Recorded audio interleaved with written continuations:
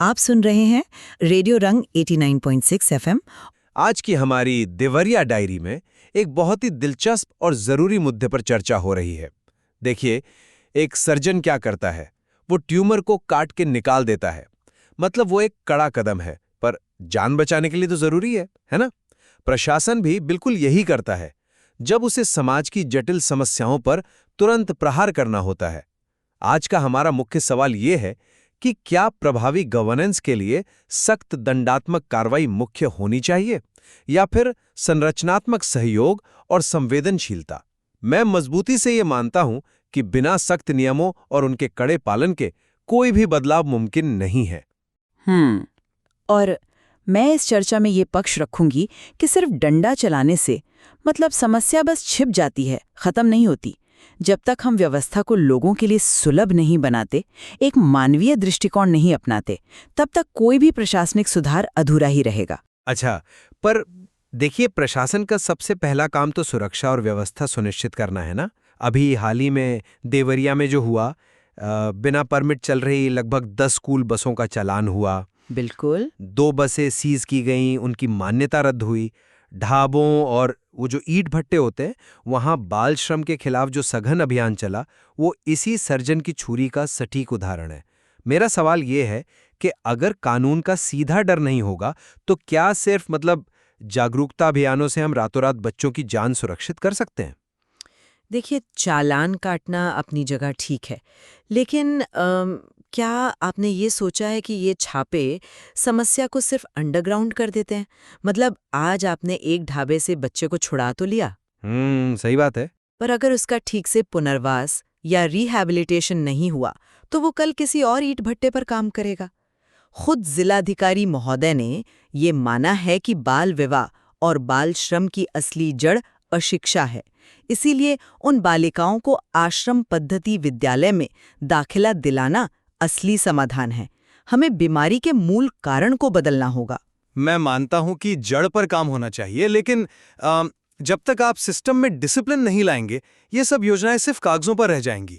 और ये सख्ती सिर्फ अपराधियों पर नहीं, खुद प्रशासनिक मशीनरी पर भी लागू होनी चाहिए। वो कैसे? जैसे आप देवरिया बार एसोसिएशन के साथ हुई उस बैठक को ही देख लीजिए। अच्छा, हाँ। बरसों से जो राजस्व मामले अटके हुए थे, उनकी एक लिस्ट बनाकर उनकी बहुत ही सख्त मॉनिटरिंग शुरू की गई। मतलब बिना ऐसी कठोर प्रक्रियात्मक जवाबदेही के न्याय तो हमेशा पेंडिंग ही रहता है। पर आप बार बार प्रशासन को सिर्फ एक निगरानीकर्ता या मॉनिटर की तरह देख रहे हैं, जबकि प्रशासन का असली रूप एक सुविधा प्रदाता का होना चाहिए, जिसे हम प्रोएक्टिव गवर्नेंस कहते हैं। जनता दर्शन में आए उस दिव्यांग दंपति रहमत अली और खुशबून का मामला याद है आपको? अरे हाँ, बिल्कुल याद है। हाँ, तो अधिकारियों ने उन्हें दफ्तर के चक्कर नहीं कटवाए, बल्कि अपने लोगों को उनके घर भेजकर उनका ऑनलाइन पेंशन आवेदन करवाया। ये होती है संवेदनशीलता, जो प्रशासन को सीधे जनता से जोड़ती है। देखिए, घर जाके फॉर्म भरवाना एक बहुत अच्छा मानवीय कदम है, लेकिन सिस्टम हमेशा व्यक्तिगत सहानुभूति पर तो नहीं चल सकता ना। उसे पारदर्शी प्रक्रियाओं की जरूरत होती है। बिल्कुल, और मैं भी तो यही कह रही हूँ। संवेदनशीलता का मतलब सिर्फ दया नहीं है, बल्कि सिस्टम का डिजाइन भी है। कृषि विभाग के उस कदम को देखिए। कौन सा वाला? जहां किसानों को ढैंचा और मूंग के बीज बांटने के लिए ई लॉटरी का इस्तेमाल किया गया। अरे वाह, हाँ। ये कोई सिर्फ तकनीकी प्रक्रिया नहीं है, ये असल में एम्पैथी है, क्योंकि ये वितरण में होने वाले बिचौलियों के भ्रष्टाचार को खत्म करती है। चुने गए किसानों को सीधे एसएमएस से सूचना मिल जाती है। लेकिन एक मिनट, आप ध्यान दें कि ई लॉटरी खुद में एक बेहद सख्त और नियमबद्ध प्रक्रिया है।